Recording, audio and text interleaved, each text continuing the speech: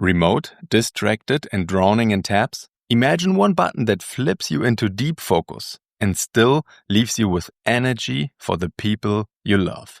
Today, we are joined by Steven Puri, founder of the Sukha company, a daily yogi and a former Hollywood studio executive who helped ship blockbusters before he started shipping products. Steven's built a flow-on-tap experience for remote workers and teams, grounded in practices used by top writers, designers, and developers. And he's here to share the playbook. In this episode, you learn how to design single-player tools that become multiplayer habits and why community can 10x follow through. Yes, body doubling is real. The Hollywood idea of delights and how to engineer those unforgettable moments in your product, the founder habit that compounds everything, practical rituals for PMs and builders to focus, finish faster, and feel healthier without heroic willpower. If you are a PM, founder or product tech human who wants to spend 3 p.m. with your kids and still ship great work, this conversation is your new favorite feature. Let's dive in.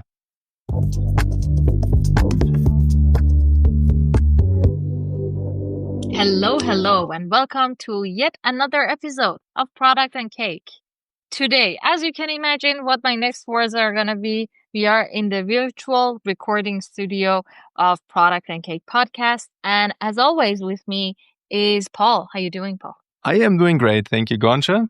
It is fantastic chilled weather here in our virtual recording studio.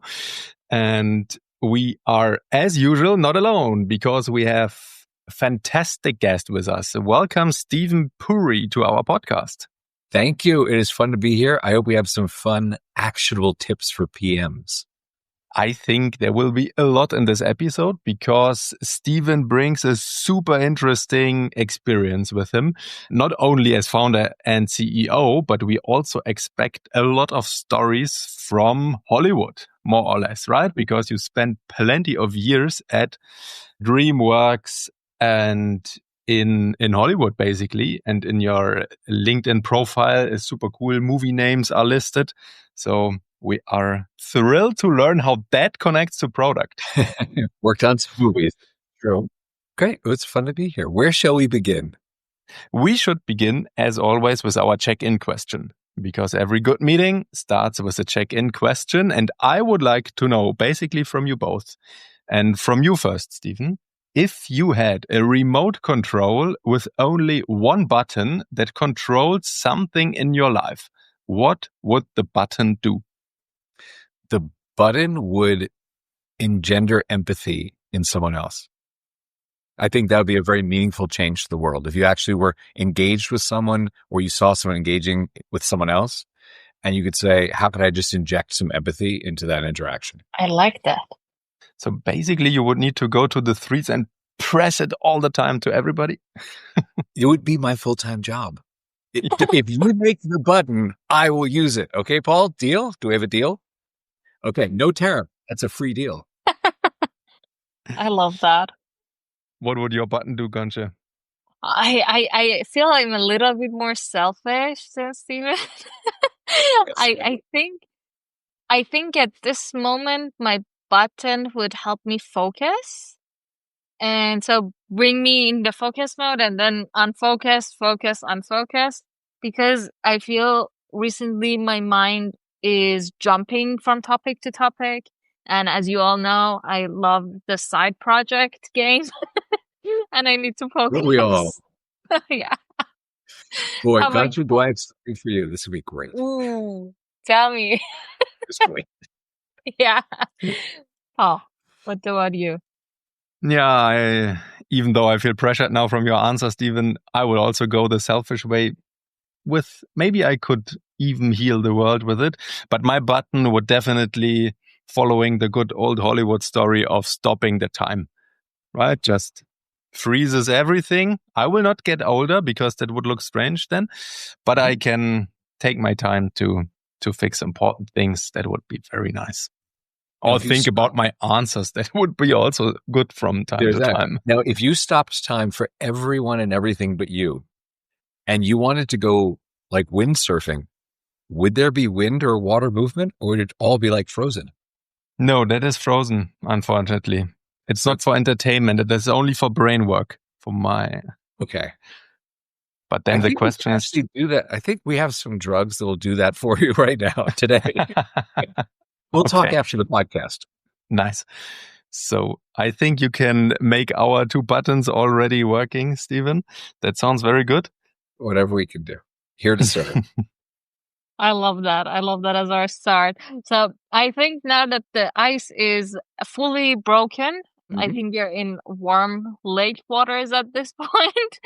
And Steven, for those who don't know you, how do you explain your current job?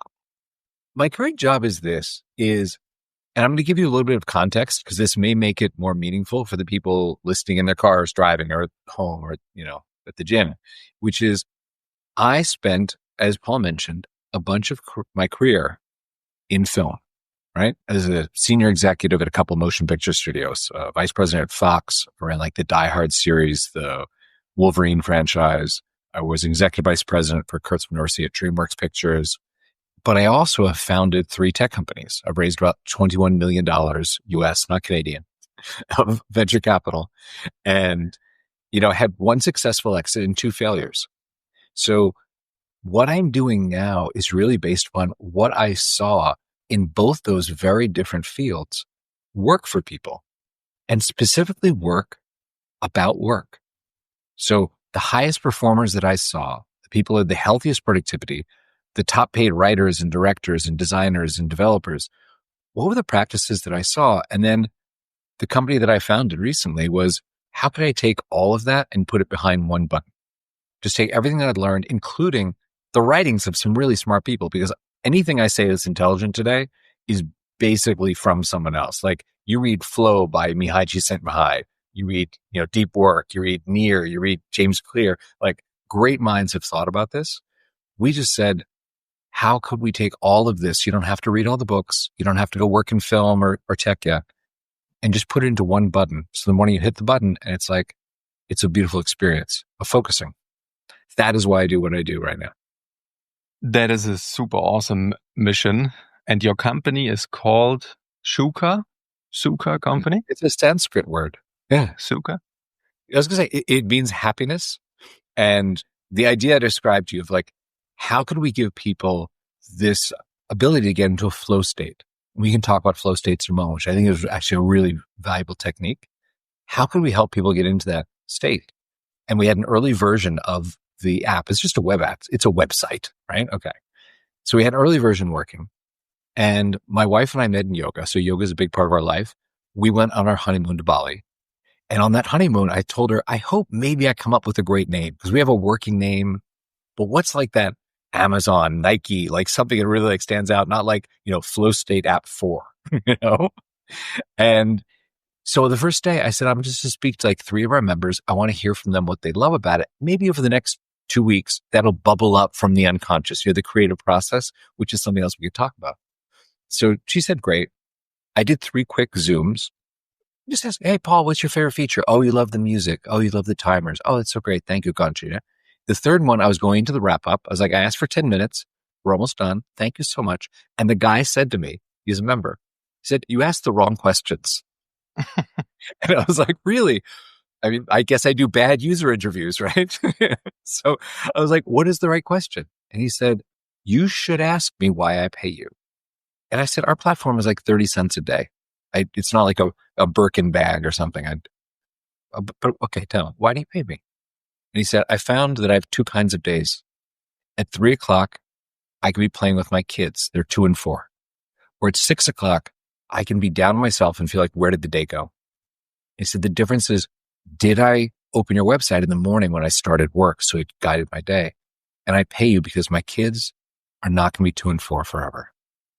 True. And I was like, wow. So I was talking to Laura at dinner. I was like, I spoke to this guy who was really articulate about what I'm doing. I was more emotional than anything I've ever said about what we're doing. And we went to bed and she said, you know what? That's Sukha. What he described to you is that feeling, we hear in yoga all these Sanskrit terms about, dharma and karma and prana. She's like, he described you as Sukha, which is that happiness you feel when you're doing something and you're good at it. You can do it with ease. You're like self-fulfilled. It's like Michael Jordan playing basketball, where it's just, I'm good at this. It's amazing feeling. And that's how I named the company, the happiness company, essentially, the Sukha company. Cool. I really love that. There are multiple things that we can take out of what you just mentioned. First is the power of the user interviews and what you can take out of it, which is something that we've touched upon in this podcast multiple times. Then I also would like to connect it to one of our previous episodes. We talked about the product delight and how product adds to you and to your life, not just a product that you just use, but it becomes something you love. And also how you are merging these different parts of your experience into building something for users. So I think there are a lot of things to open here, but I also I think Paul had another point to say here, right? I jumped in the middle. It was all good. I had exactly the same point. So cycle back to episode 17 with Nesreen. She's talking about product delight. That's the beautiful example. Let me pick up on both those. Those are great things to talk about, and I'll try to be very succinct. So as I mentioned, I had one successful company, which is a digital effects company I created with Roland Emmerich and Dean Devlin, right?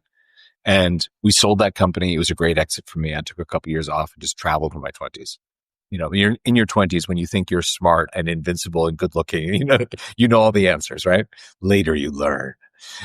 So when I had the two failed companies, I had the same process at the end of both.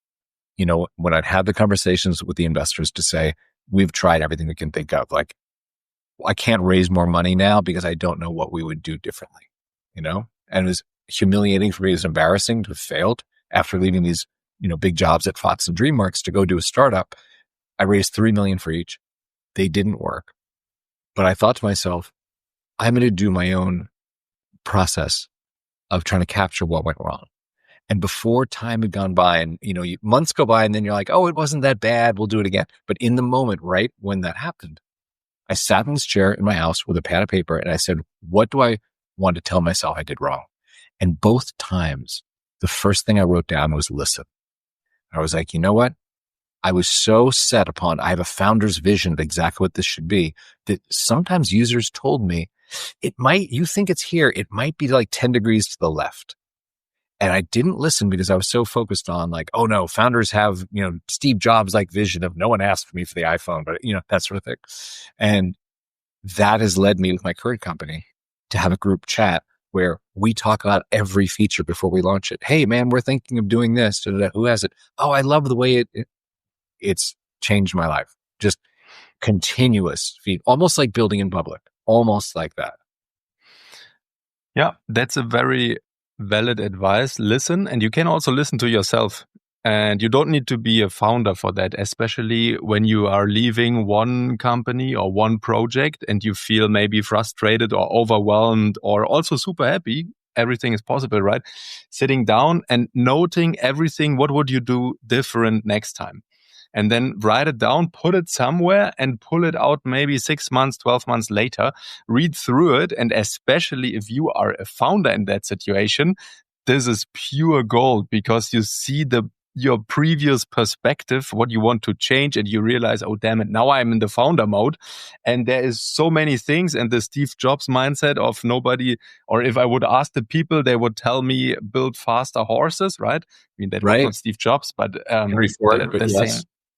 Same mindset. And it's very good to remind yourself from time to time and listen. I would like to know, Steven, can you quantify a little bit your current company and your team? So how many people are working at Sukha at the moment to make us happy? Oh, it's a really great question because I will tell you straight up, we have taken advantage of a lot of the leverage from AI, right? Mm-hmm. So the first version that we built, we were like 8 people. Oh, cool. Right? And now we absolutely use AI integrated into our IDE. We are 3 people. By the way, one of the changes I made is I handle all the customer success. All the complaints that come come straight to my inbox. Someday that will not be true. Someday there'll be too much and I can't do everything else I need to do.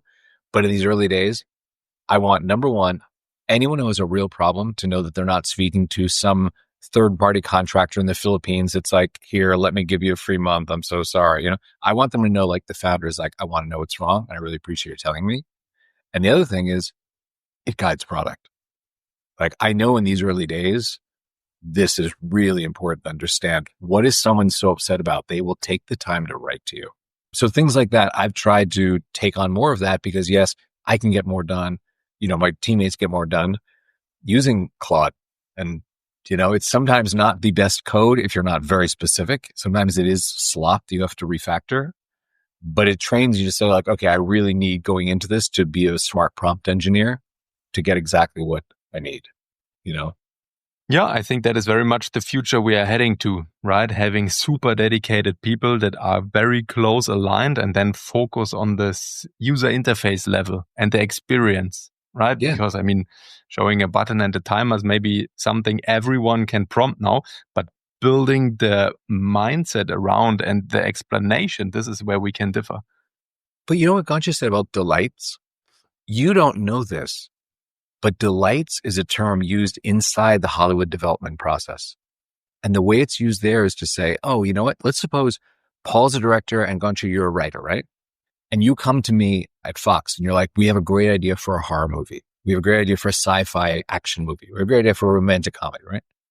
In each of those genres, there are certain delights that the audience that pays money to see them, they expect to have, they want to have, right? So if you guys were pitching me a romantic comedy, you and I would have a conversation in very clinical terms about how are we delivering on those little delights that help the people who go to see those movies feel like, yes, this is a movie for us. So it may be in a romantic comedy. At the end, I need to believe in love. In the sci-fi, it may be a decision about, is the future bright or is the future dark? Interesting. And those little things we call delights, those little moments in the movie when you go, oh, that reflects who I am. That delights me. Really important to deliver those. People remember how they felt much more than they'll remember dialogue or the effects or how did you make me feel? And if you feel good, you're going to tell your friend to go see it. Yeah. Interesting. And I actually really love that we are bringing this to a product management world as well.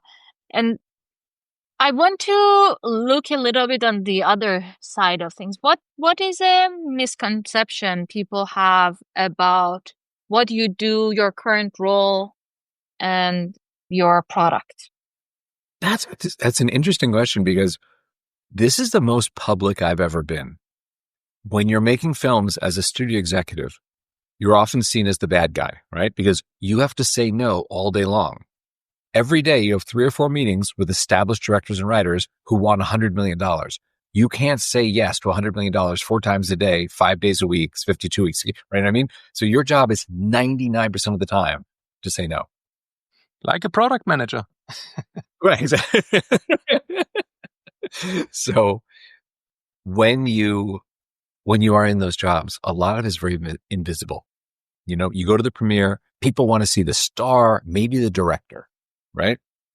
On the red carpet talking about their movie with the, thing.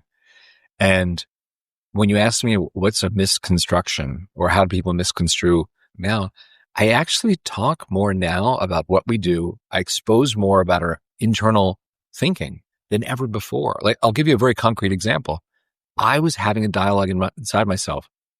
It sounded something like this. Our current version of the platform is a single player game. I happen, because I work here, to know all of these. I know Paul's a member. I know Concha's a member. I know Tony's a member, but none of them know each other. There's no way for any of them to get a sense of, I'm actually part of the community, but it's a single player game, right? So I thought, would that help if people had a group chat where they could talk and they could see what each other are doing and things like that, or even body double and see each other? I presented this. I was like, hey, I don't know what to do here. I'm considering, would this be a horrible distraction? People are going to leave the platform. Oh, I can't work. It's become Facebook. It's terrible. Or would they be like, this is great? And there's a member who said to me this. She said, listen, I can go to the Nike store and I can buy a pair of shoes. They will sell me a left shoe and a right shoe. I can run. They work great. but there are 100 million people who belong to the Nike Run Club because you run further, you run faster, you're more accountable when you're with other people who want to run. And the days that you don't want to get out of bed and your friend comes over and gets your ass out of bed, it feels good at the end of that run. And when you do that for your friend who's lagging, that feels great too. She's like, you should do this. Can I tell you, that has boosted our retention immeasurably because now people get a sense of I'm part of a community of people who are trying to do something with their life. And that is part of the delight. Like I think someone here has an Oura ring. Is that correct? Mm-hmm. Oura ring identifies you as part of a community of people who care about a certain kind of like biometric, biohacking, understanding your body. And you see someone and someone else and you automatically assume something about them. I really like the differentiation, and I think it is a very good question. Is your product single player or multiplayer? And do you need to go into the other category by any chance? Because I see so many projects that have perfect single player mode and they say, well, we need a chat now, and we need direct messaging, and we need a upload functions and picture sharing and so on. And then you build that sometimes, unfortunately, and nobody's using it. Right. And that is, so many wasted energy. But in terms of focus, I think it is very wise to share. And I was part of a focus group for quite a while where we just met. We had a meeting every second day for 1 hour. We were chatting quickly. Okay, what is your most important task? Then everyone is muted or mutes himself. And then we're just working 45 minutes. And you see plenty of other people also just working, doing things, having a call. And then after that, you say, okay, nice. How was it? Good. Nice. Okay. See you next time. And that was so much energy suddenly because especially in the remote world, you are all alone, right? And then you see, okay, there are 8 others. They are so concentrated. Okay. I need to get also more things done right now. 100% agree with you. It's often called body doubling. It's very popular with the neurodivergent community. I have ADD. I am very aware of the benefits of that. And there's research behind it called social facilitation theory. And that is the measurable productivity boost you get when you can see someone else working and you know that you can be seen. It's often called the coffee shop effect. Makes a lot of sense. Now with AI, you already mentioned that your team is using AI heavily. Can you explain a little bit how AI shaped your role? But also, I would be super interested in the studio executive role. What do you assume is different now? Is AI also arrived to Hollywood, or is that still the old time? Wow. That is a dark question. Okay. Let me begin with the happy part. So I know people often conflate AI with the subset of AI that is LLMs, right? Because there's a lot of generative AI, there's machine learning and deep learning, lots of things. So specifically, LLMs and diffusion sort of models, they help us because, yes, a lot of what we code is not original. It's established patterns, and we just need them applied to our code base, right? So it has been an incredible lever for us to code as many people do. You see it with Cursor, Bolt, Lovable, Windsurf, like we all know this, right? So that's been great for us. Also, something I've been experimenting with is we have on our breaks, like, do you guys know what a Pomodoro timer is? Pomodoro. Okay. So yeah, okay, good.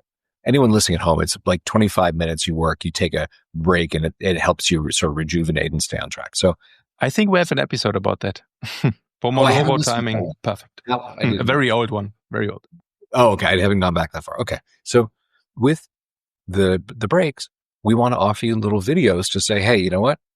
If you want to stretch at your desk, here's a video for that. If you want to, do certain things, maybe you just want a breathing meditation for 5 minutes. I do a lot of yoga, as you guys know, and these things were important to me. So we gamified it. Hey, if you take your break, you will get a certain number of points for going for a walk. And we trust you. It's on our system. You can click. I went for a walk for 5-10 minutes, came back to my desk. It's really important to do these things. So the idea of AI has helped us both, generate videos as well as, generate code. And then the dark part of your answer is, yes, my friends who are still in film, there is a expiration date on a lot of those jobs. You can do amazing, amazing work generating scripts, actual videos, music, dialogue, like that world is changing as we watch it. Yeah. Especially, I would like to dive a little bit deeper here, especially in video production, right? Because I also see that exploration date on engineers, right? Everybody is saying, oh, they can do it all alone. Then you start using it, you realize, okay, it is already super advanced, but you still need to know what to do, right? It is more than throwing some code at a problem. It's also the big architecture. It's everything around it.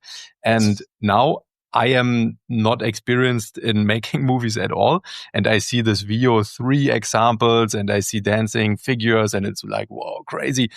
But I think to make a movie, it's still more to have super impressive pictures, right? And do you think AI can replace the full production to come up with a 2-hour full-fledged movie? This is somewhat outside the bounds of product management, but I'm going to give you a robust answer, and you're welcome to cut it out if you don't think it fits, okay? But I will answer your question. And this is very blunt. There are many people who write movies and direct movies based upon what they have seen and read in other movies. There are some people who create art from the truth of life. They have lived something, and they understand, as you would say, from first principles, who that character is. Now, I'm going to tell you, there are very few great writers in Hollywood. There are maybe, like in the action field, I got to work with the top 12. Those are the people in the $1 million, $2 million writers club, right? Amazing writers. Most studio films at some point they get a rewrite from one of these, 12 people. There are also rom-com writers and drama writers, things like that, right?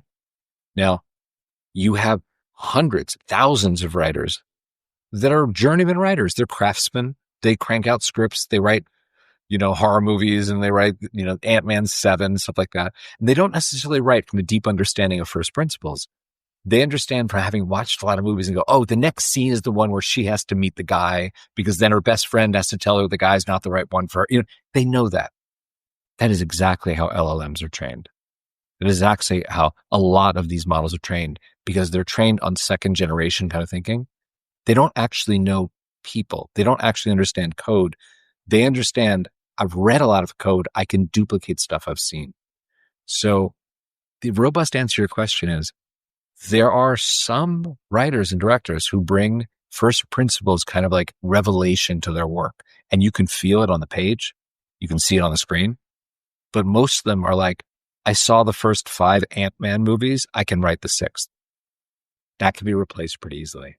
Also, one other use case that from the almost beginning of this whole generative AI came to my mind was background music for not necessarily actual good movies, but a lot of the things that are background music for kids cartoon, background music for a lot of these shows like Love is Blind and all of these reality shows. Because as far as I remember, I'm not sure, I think it's Haim Saban, who is the creator of the Power Rangers franchise. His first business, I assume, as far as I remember, was about creating background music for kids cartoons and then getting the royalties from that. So I think all of these movies and TV shows now can be kind of royalty free, have royalty free music or soundtrack in them. 100% correct. Yeah. It's I think that what we can take from the product management world out of this example is, first of all, how a lot of the ideas that are in the industry, in the market, has been done already before. So this was a conversation that we've had today. We wanted to add another feature to a product, and one of the team members said, this is the first time this is going to be done. And I was like, I'm going to challenge this. And then they specified that, no, in our specific industry, in this specific region, only in Europe, in only this industry, this is the first time. But then that feature has been done many times in the other markets. It has been done in similar products that are not necessarily in the similar industry. So that's also one creativity point that we can take as an example here. Totally with you on that front. I want to switch gears again a little bit and take us to your learning experience a little bit. What's one thing you wish you had learned earlier in your career? Okay. So I told you about listen. We talked about that. Where for me, that was like the number one thing from both my failed startups was listen at a higher resolution, be more open-minded, be less arrogant. Okay. So that's definitely near the top of the list. Something else that I wish I knew earlier in my career was that my perception of what failure was probably way more scary than it actually is. And so when I had my first failed company, I just thought everyone was judging me. I didn't want to go to the dry cleaners and bump into Paul, who's like, "How's your company, Steven?" I'm like, "Terrible. I want to kill myself." It's like, it was just really, really I think it was, who was it? One of the Greek philosophers said this, and I'm paraphrasing poorly, but he said, men are not afraid of things, but rather their ideas about things. And that is advice I would give to myself way back when, saying, if no one's dead, you can probably figure a way out. Yeah, that's definitely a good one, not only for founders, also when one of your managers stepping by and say, "Oh my gosh, this feature need to be released in 3 days, otherwise the world will go crazy." And most of the times, no, it is delayed, nobody cares anymore. And getting out that pressure to allow yourself to go into focus mode, right? And solve it even better than running like a headless rabbit around and being super stressed on everything is helping. It is very true. Can I pick up on something that's implicit in what you said, which is if your manager comes by with some ridiculous thing, hey, if we don't design the new TPS report and make a button to generate them automatically, the world will end and we need this Friday in the release, right? Who gives about the TPS report, right? Hiring is really important. True. Yeah. I'll tell you, it's interesting, the debate about remote work and hybrid work and, in-person RTO and all this debate is going on, right? There's a lot of fear on the management side of, well, if I can't see you, what are you doing? And what's interesting is I really think that is a hiring question, because if you hire people who are engaged with the mission, you will never think that. If I hire Paul, if my mission, if I'm a leader of an organization and I say, our mission is to cure cancer and the style in which we're going to do it is this way. We're going to treat each other this way. We're going to treat our competitors this way. We're going to treat our customers this way, right? And that's what you do as a leader. Here's our mission and here's the company culture, right? If Paul's dad died of cancer and he comes here, I can be pretty certain that if he's at home working, he probably is engaged with the mission, right? I've hired properly. When you have questions of like, what the hell is Paul doing? Is he you really have to question like your hiring practice, like mission aligned. And this connects very much to what you said before. If somebody is asking you, how do you feel? How's your company going? And you say, oh my gosh, everything exploding and I feel horrible. And I have the impression everybody I hired is just sitting at home and is watching the Die Hard movies again and again. That is also connected very much to hiring back, right? And to hiring and also to your ability to tell the story and maybe not rush into your people and say, hey, this is super urgent. Maybe take the time and say, hey, let me explain again what we are doing here and what our strategy is and why this step needs to come now, and give me your perspective also on how we can make it even better. Yeah. Agreed. Okay. I mean, that sense of we are doing this together is really important, I think, especially in a startup. But one additional question to your few previous jobs. What if Bruce Willis steps into your office and is saying, hey, if you're not making this and that decision, I can't play in that movie anymore? Is that happening, or is that something that is not happening? Okay. So there's an expression in Hollywood, which is, it's not called show art. It's called show business. So when Bruce comes in your office and says, hey, listen, I want to make this movie. I can do it these 8 weeks in the spring and take it or leave it, or I'm going to book another movie. You may know the script is terrible, but you may also know that it's a piece of business and there are shareholders in your parent company and you're going to make that movie. It's called show business. I assume a lot of tough decisions you made already. So let us go into our famous yay nay game and Oh boy. have a few more. Concha, what did you prepare for us? Yes, I have some statements prepared about the product world, and I will say them. If you agree with them, say yay. If you don't agree with them, say nay, and then we can dig a little bit into the reasoning. So, are you ready? Yay. A product that doesn't have AI or ML is already outdated. Nay. Mm-hmm. Do you want to tell us a little bit? Depends on the product. Okay. Sure. Simply depends on the product. There are some products. I mean, that's like saying now that we have cold fusion, everything needs to have cold fusion. Cold fusion's amazing. Mm. No, I just want to have cereal. Fair point. All right. The next one. A product success is 80% marketing and 20% actual functionality. I'm going to say nay, and I know you want some context, so I'm going to give you a better answer. Yes. I would say product success is 20%, maybe more luck, timing. Mm-hmm. At least 50%, maybe more market need.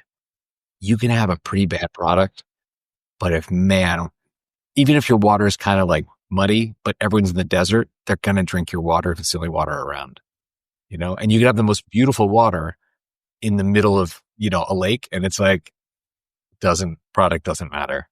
So I would say definitely I'm biased towards making sure there's a market need. There's a problem that you're solving. And then there's definitely luck. I mean, for example, let me give you a short one. If you think about the times Airbnb or Uber products were tried to launch and didn't work, but when Uber and Airbnb launched in the United States, there were huge macroeconomic tailwinds because there was depression. So 5 years earlier, if you'd said, hey man, can I have some rando sleep on your sofa for money? You'd be like, no. Will you drive around this person you don't know for money? No. But during a depression, hey man, how much? How much do I get for driving that guy around? When can I start? That's luck. Time. So I would say nay in a strong way. I totally agree. I think timing, market need, and partial luck plays a good role there. Yeah. I would also like to add the point of speed. Ooh. Right? Especially today, Yes. where you can build more or less everything with 8 people in a few days. You need to be very fast on things and on even faster than we are always saying it. Yeah, true. All right. Last but not least of our statements, it's okay to copy a competitor's feature if it works for them and for you. Wow, that is a really hard one because morally, I want to say the answer is how can you look at that feature with your team and say, let's do something better, right? Mm-hmm. But look at the companies that are worth a lot of money in market capitalization. They copy features with no shame. And their justification is always, well, we're responsible to our shareholders. Like the value of our stock demands that we just do whatever we do because they don't pay us to be good people. They pay us to increase the, enterprise value. So, I mean, you're running Facebook and you see the kind of decisions that Mark makes. I would never want him as a friend or around my children, but he's running a successful company. Yeah, but also be careful, or in general, I would say copying features is fine, but you should be careful what you are copying, because when you compare yourself to Google or Facebook and you say, hey, look, Google can also search through billions of pages within a fraction of a second. Go and copy that. I want also to have a search with AI autocompletion and anything. Then you can say, yeah, wait, but we are slightly less people and we don't have that infrastructure at hand. So it's not only the button and the text input you see, it is maybe also 20 years of development behind that. This is very true. And my cereal does want cold fusion. Yeah. I'm going to figure it out. Concha, what about you? Can we copy like crazy? Everything? I think it goes back to what we discussed a few minutes earlier about script copying. I think it is more taking inspiration, because yes, probably there has been a lot of research that went behind a feature that a company has built. And yeah, it's good to take inspiration, look at what they've done and build it similar or better, or build it similar and then improve on it. Unless it is your core business, unless it is the core value that you're trying to provide, copying is not the way to go. This is going to sound a little crazy, but you know what?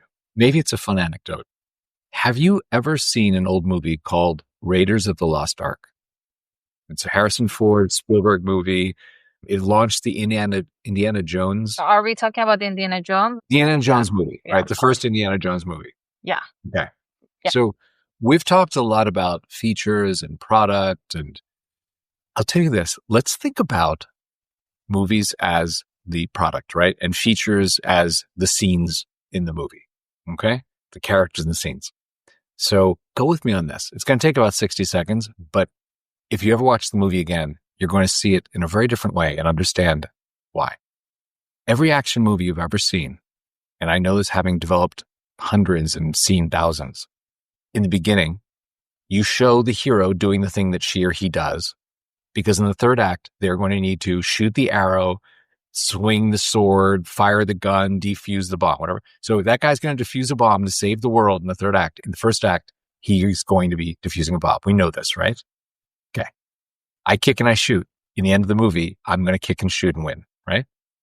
So if you ever watch Raiders of the Lost Ark, this is an example of how you can copy and innovate. It follows the tropes. It follows the genre beats of an action adventure movie. People want to see him go to exotic locations and do crazy stuff with mythical idols and all this stuff, right? Do you remember the end of the movie? The climax of the entire movie? Have you ever watched it? I know that I know that something happens that is completely illogical. I don't remember what it is right now. So here it is. The climax of that action adventure movie, unlike every other movie you've seen, the hero is tied to a stake and he cannot move. He cannot take any single action to go kick the Nazis or try to shoot them or try to blow up the bomb, or he can't do a thing. But he wins the movie. And the reason he wins the movie is the writer said, we've seen every other feature, every other character, every other scene in every movie, right? How do we do something more interesting and innovative? And what they do is in the beginning of the movie, they set up two ideas that pay off in that scene without him having to move. The first thing is you see him in the opening of the movie and he's raiding tombs, right? He's going to steal archaeological idols and golden idols, right? To his classroom come the government agents from the US that say, oh, we think Hitler is pursuing this Ark of the Covenant thing, and we don't know why. I can explain it. So he pulls out this book and he's very skeptical. He says, well, if you believe any of this shit, there's this Ark that had the 10 commandment tablets in it, and armies that carry it win. It's all garbage, right? So they employ him to go get the thing, right? And he's a mercenary. I do this for money, right? So he has to go and he meets the girl that he used to have a love affair with. And she hates him. She says, you were my father's partner. You didn't care at all about me. You just used me. You never loved me. Now, at the end of the movie, the Nazis have the Ark, and he and the girl are tied to the stake, and the Nazis are going to open it. Indiana Jones says to the girl, Marion, close your eyes. And with those 4 words, he goes, I believe in God, and he's coming right now, and it's going to be bad. And I'm going to save you because I love you. There is not another movie you will watch, action movie, where the hero is incapacitated, but he absolutely pays off the things you want to know. Does he believe in God? Did he love the girl? And that's when you have great writers, as opposed to the guys who go, hey man, I've seen all the movies. So in the third act, he unties himself from the stake and he runs over and he picks up a gun and he starts, that's what the LLM gives you. That's true. To be honest, I never thought about it like this. Every time I haven't watched it. I haven't watched that movie for such a long time, but I remember that one time I watched it maybe 7, 8 years ago, and I was just wondering the impact of him in the movie also was a little bit marginal. Zero. The movie would end the same way if he were never born. So it was. And yet that one movie spawned billions of dollars at box office, 5 sequels, rides at Universal Studios. Like, that one movie created a character that people have spent billions of dollars to interact with. Anyway, I leave you on that note, which is you can copy someone else's features, but you can also elevate them and go, I can do better. Thank you for that story. Inspirational. That's a super nice perspective. Now we want to have more. Steven, if you could give every product tech person one reminder for this week, what would it be? It would the advice I give myself every day. I keep those 2 sheets of paper that say listen at the top. It is the best advice I could give myself. It's what I offer to you. This is what we will do. We also want to dive deeper into Sukha and try out your focus application. So where can we find you? Where can people find you if they want to hear? Really easy. Learn more? 2 ways. If I have made reference to anything that someone wants to know more about, it doesn't have to be about my company. If they're just, that book Flow, what book did you reference?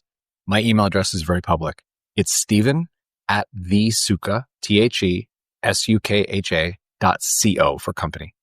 You're welcome to email me and say, hey man, that guy Cal Newport, what's a blog post I should read? I will send that to you. It will not be 19 paragraph long story of my life. I'm busy, but I get back to everyone in 24 hours if I'm not sick or traveling. Okay. So that's available for anyone who wants to learn more about Cal Newport, Mihai Csikszentmihalyi, whomever, right?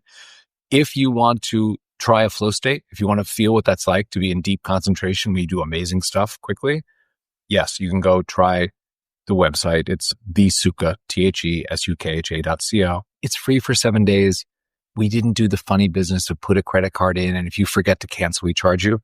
No credit card.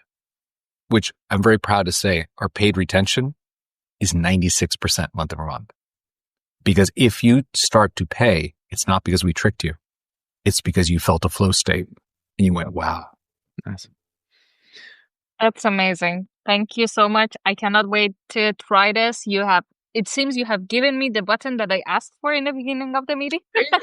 Every now and then the universe smiles. Exactly. So I'm going to go check it out. Thank you so much for joining us on this episode of Product and Cake. Yeah, it was fun because I've read your episodes and you guys have a very fun way of approaching these things. So I was really excited to come.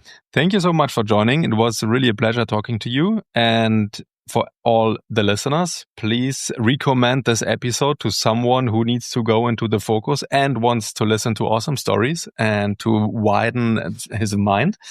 And don't forget to subscribe to our podcast. Have a nice one. Bye. Have a great day.